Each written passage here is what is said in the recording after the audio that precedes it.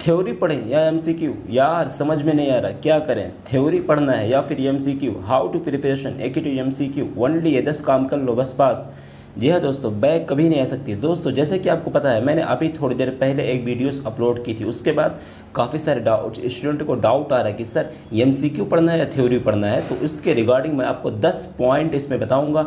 ऐसे 10 पॉइंट अगर आप उस हिसाब से तैयारी करोगे या फिर आप ये वीडियो पूरा देख लोगे तो आपके मन में सारा डाउट क्लियर हो जाएगा और आपकी प्रिपरेशन भी अच्छी ही हो जाएगी और आपका बैक भी नहीं लगेगा। चलिए अब हम बताते हैं कौन से ऐसे 10 पॉइंट। तो अब पहले आप मेरी प्रीवियस वीडियो देख लो, मैं उसका लिंक डिस्क्रिप्शन में डाल दूंगा। और हाँ, इसमें मैं सारी डिटेल्स आपको बताऊं कैसे प्रिपरेशन करनी है, और ये 10 पॉइंट अगर आप कर लोगे तो ज़रूर आपका पेपर अच्छा ही हो जाएगा। चलिए हम स्टार्ट करते हैं।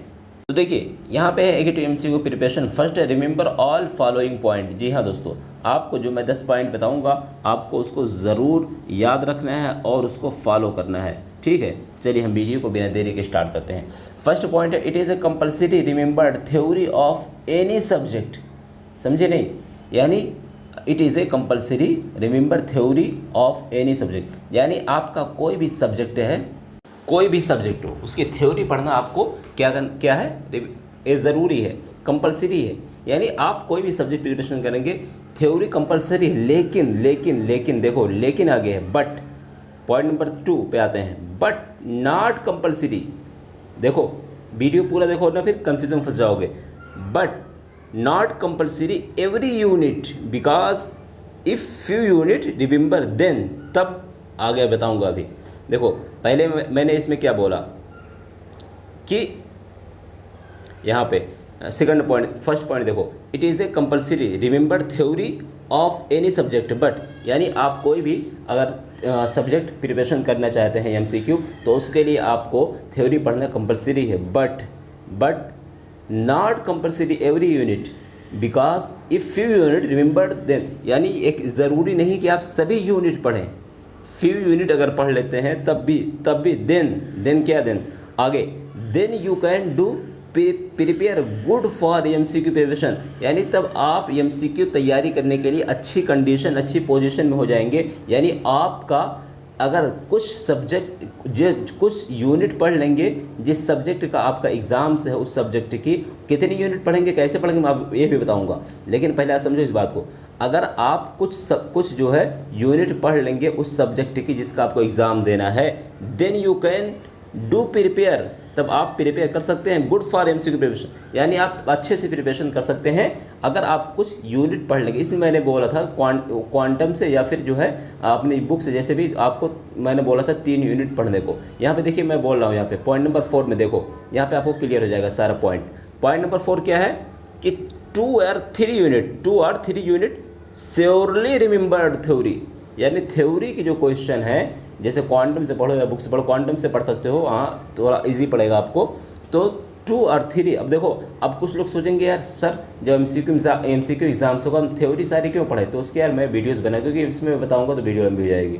तो मैंने उसमें चलो मैं एक बार बता देता हूँ। 4 पॉइंट मैंने उसमें बताया, इंट्रोडक्शन वाले आपको पढ़ना है, और टाइप्स वाले, और बेनिफिट, एडवांटेज और डिसएडवांटेज, यानी ये 3 से 4 पॉइंट उसको पढ़ना है, थ्योरी सारी नहीं पढ़नी है। बाकी ज़्यादा डिटेल्स में देखना तो वीडियो पूरा देख लो, लिंक डिस्क्रिप्शन में है। तो 2 से 3 यूनिट ही केवल पढ़ना है। 5वां point, introduction unit surely remembered, यानी जो यूनिट इंट्रोडक्शन वाली होती है उस यूनिट को श्योर आपको जो है रिमेंबर करना है, उसको ज़रूर पढ़ना है। तो फर्स्ट यूनिट वैसे जनरली होती है, लेकिन जो भी यूनिट आपकी इंट्रोडक्शन वाली है उसको ज़रूर पढ़ना है। मैं सारी बात क्यों कर रहा हूँ, अभी एमसीक्यू बताऊंगा, थ्योरी की क्यों बात कर रहा हूँ मैं। 6 point, and last of the unit our chapter, यानी लास्ट यूनिट और चैप्टर के given the few important question he sure remember.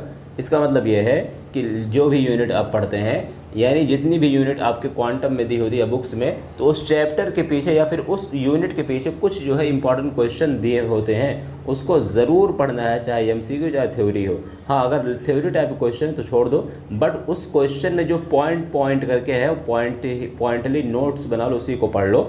और मैं गारंटी के साथ लेता हूँ ना, जो इंपॉर्टेंट क्वेश्चन केवल यूनिट में दिया है ना लास्ट में, उसी से आप पढ़ लोगे तो कम से कम आपका 60+ मार्क्स लाना, सिर्फ वही पढ़ लोगे बस, मैं बता रहा हूँ। बाकी और कुछ पढ़ो या ना पढ़ो, लेकिन उस तरीके से पढ़ोगे ना तो 90 क्रॉस भी कर सकते हो, 80+ तो आएंगे ही आएगा। उसके बाद है पॉइंट नंबर 7, देखो MCQ मेन टारगेट, हमारा मेन टारगेट क्या है, MCQ है ना कि थ्योरी है। MCQ main target having but few theory also remember, यानी हमारा मेन टारगेट है MCQ को पढ़ना, बट कुछ यूनिट पढ़ना भी ज़रूरी है, ताकि अगर आप MCQ ही पढ़ोगे ना तो MCQ आपको समझ में नहीं आएगा दोस्तों। हाँ, रट्टा बिल्कुल रट्टा मार सकते हो आप 100-200 MCQ क्वेश्चन, बट अगर वो ना आए तो मैं आपको बताऊं, कुछ छात्रों ने प्रीवियस ईयर माइक्रो प्रोसेसर का एक सब्जेक्ट होता है उसका एग्ज़ाम दिया था, तो उसमें उन्होंने 500 क्वेश्चन पढ़ के गए थे MCQ के, 500, बट उन्होंने थ्योरी नहीं पढ़ी थी, लेकिन उनका क्वेश्चन 20 से 25 ही क्वेश्चन 500 में से आए। अब बताओ कितना उनको दुख हुआ होगा। अगर वही 2 यूनिट थ्योरी पढ़ के गए होते ना तो वही भले 25 क्वेश्चन उसमें से आते, 25 क्वेश्चन थ्योरी से ही वो कर लेते। थ्योरी अगर उनको याद रहेगा ना तो सब समझ में आ जाता है। तो इसलिए मैं कह रहा हूँ, क्योंकि मैंने भी एग्ज़ाम दिया है प्रीवियस ईयर, तो मुझे पता है कैसे पेपर आया था, क्या आया था। मैं आपको अपना एक्सपीरियंस ही इसमें बता रहा हूँ, ना कि मैं अपने मन से जो आया ऐसे उठाया वीडियो बनाया आपको बता दिया, ना एक्सपीरियंस मैं शेयर कर रहा हूँ। ठीक है, तो इसको पॉइंट को समझो। हमारा 7वां पॉइंट ये बहुत ज़रूरी है, MCQ हमारा मेन टारगेट है, but few theory also remember, theory को कुछ पढ़ना जरूरी, कम से कम 2 से 3 यूनिट ज़रूर पढ़ना ज़रूरी है।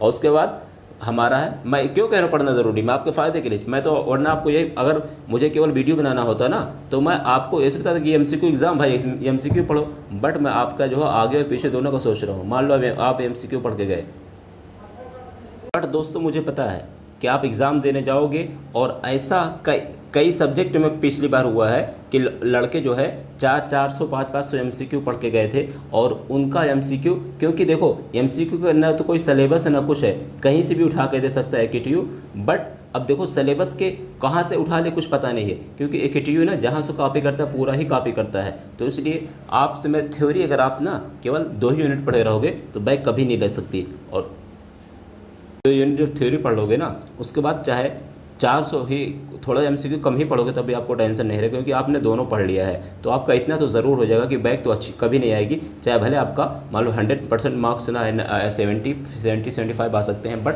आपका बैक तो नहीं आएगी। तो इसलिए मैं आपको बता रहा हूँ, आपकी अच्छाई के लिए बता रहा हूँ, ताकि अगर भाई हुए आपका MCQ जो आप पढ़ के गए वो ना आया तो आप थ्योरी से भी कर सकते हो। ठीक है, थ्योरी जो पढ़े रहोगे तो आपको समझ में आ जाएगा। तो MCQ main target, but having कुछ कम से कम 2 से 3 यूनिट ज़रूर पढ़ लेना थ्योरी के। बाकी हमारा मैं बता चुका हूँ 8वां पॉइंट, मिनिमम 3 या 5 वेबसाइट MCQ प्रिपरेशन। देखो मैं ये क्यों कह रहा हूँ कि 3 या 5, वैसे अगर आप एक वेबसाइट से आप जो है केवल 500 MCQ पढ़ लोगे तो आपका ये नुकसान है। अगर लेकिन वही 3 वेबसाइट से या 5 वेबसाइट से पढ़ोगे ना तो आपका बहुत ज़्यादा बेनिफिट है, क्योंकि AKTU मान लो कॉपी करेगा।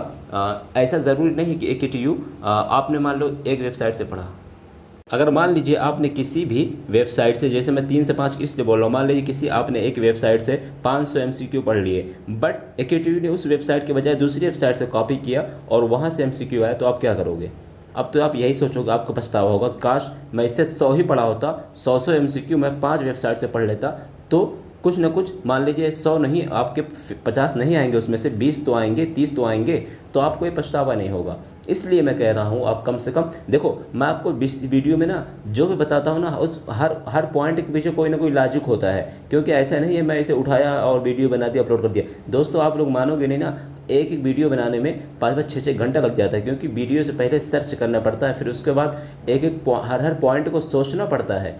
और ऐसा नहीं कि एक आया वीडियो बना रिकॉर्ड कर दिया, बहुत टाइम लगता है वीडियो बनाना, सोचना, फिर उसको सर्च करना, उसका जो है लॉजिक क्या है। तो इसलिए हर चीज़ के पीछे एक लॉजिक होती है। मैं इसलिए 3 से 5 वेबसाइट बोला हूँ।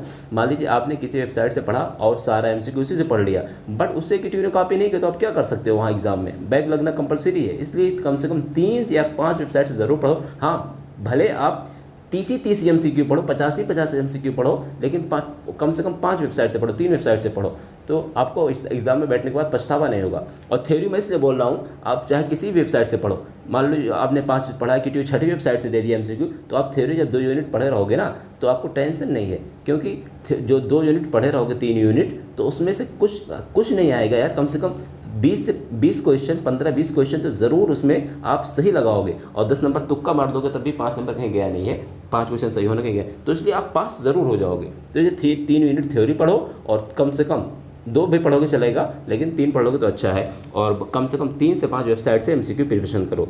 दोस्तों इस चैनल पे मैं कोशिश करता हूँ आपको अच्छी से अच्छी वीडियो और अच्छी से अच्छी जानकारी आपको मैं प्रोवाइड करूँ। बाकी यार आप लोग रिस्पांस भी अच्छा देते हो, बट आप लोग यार सब्सक्राइब नहीं करते हो, वीडियो देख लेते हो। चलो आप लोगों की मर्ज़ी, यार सब्सक्राइब कर दो अगर लगे कुछ अच्छा बता रहा हूँ, ठीक है। अब उसके बाद पॉइंट नंबर 8 हो गया हमारा, पॉइंट नंबर 9 है, लास्ट पॉइंट है, इसके बाद 10 पॉइंट तक है टोटल, ठीक है। 9 पॉइंट पर सब्जेक्ट 300 से 500 MCQ से रिमेंबर। जैसे कि मैं आपको बता चुका हूँ, कम से कम जो है 500 MCQ पढ़ना चाहिए एक सब्जेक्ट का, वैसे जनरली, लेकिन कम से कम 300 तो ज़रूर पढ़ लो। तो 300 से 500 MCQ पढ़ सकते हो पर सब्जेक्ट का, ठीक है। और लास्ट पॉइंट है दोस्तों, ऑल क्वेश्चन रिमेंबर्ड। क्या है? और देखो मैं आपको ये मैं जो बता रहा हूँ ना, कई वीडियो में बता चुका हूँ, क्योंकि मैंने एग्जाम दिया था, इस टाइप क्वेश्चन आया, तो मैं सोचता हूँ कि यार आप लोगों को भी अगर इस टाइप क्वेश्चन है तो फंसो ना एग्जाम में। देखो all of the above question कम से कम 7-8 आया था, none of the above question कम से कम 4 से 5 आया था, हर सब्जेक्ट की बात कर रहा हूँ, हर सब्जेक्ट की। और बोथ A एंड B वाला क्वेश्चन भी कम से कम जो है 3-4 आया था, नन ऑफ द अबव वाला, बोथ A एंड B वाला। और फुल फॉर्म वाला क्वेश्चन कम से कम 1-2 हर सब्जेक्ट में डाल दिया था EKTU ने। तो फुल फॉर्म वाले क्वेश्चन जितने भी दिखे MCQ में, उसको 5 बार 10 बार पढ़ो।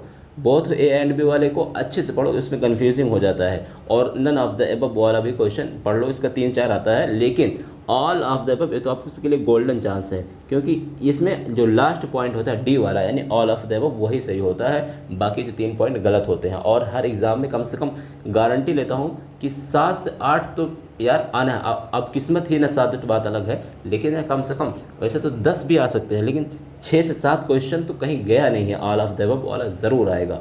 तो इसलिए यार आप लोग, अगर मैं कुछ बताया हूँ, सब्सक्राइब कर लो यार कम से कम। और कुछ करना चाहते हो, मुझे सपोर्ट करना चाहते हो, तो आपके लिए सपोर्ट यही है कि कम से कम अपने 4 से 2 से 3, ज़्यादा नहीं, 2 दोस्तों को भी शेयर कर दोगे तब भी मैं समझूंगा कि हाँ आप लोगों ने सपोर्ट कर दिया। लाइक कर दो अगर अच्छी लगी हो, नहीं पसंद है और डिसलाइक करो। वीडियो पूरा देखो, और मैंने डिस्क्रिप्शन में दे दिया लिंक, इस तरह के कई सारे वीडियोस बना चुका हूँ, वहाँ पे जाके देख लो। हमारे होम सेक्शन में फिर प्लेलिस्ट में मिल जाएगा। प्लेलिस्ट मैंने बनाया how to get good marks EKTU exams, how to remember EKTU MCQ exam. मैंने प्लेलिस्ट में सारे वीडियोस अपलोड किए, 30 से 40 हज़ार लोगों ने देखा भी है उस वीडियोज़ को, ठीक है। तो आप लोग देख लो। आज की बस इतना, थैंक यू सो मच।